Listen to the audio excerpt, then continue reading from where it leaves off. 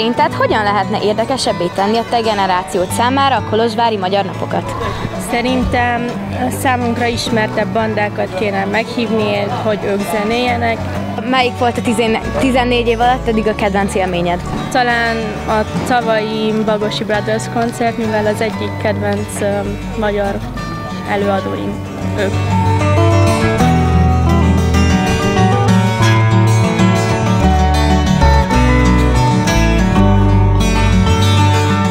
Miért döntöttél úgy, hogy önkénteskedni szeretnél a kolozsvári magyar napok alatt? Hát volt pár osztálytársam, akiknek részük van a szervezésben, és meggyőztek, hogy én is vegyek részt, és ezáltal itt vagyok.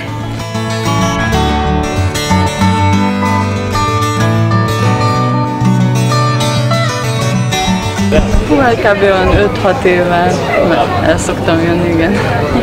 Hogy érzi, idén sikeresebb a vásár, mint az előző években? Szerintem a tavaly picit jobb volt. Az idén, meg vagyok elégedve, de azért jobb volt a tavaly, és az előző években.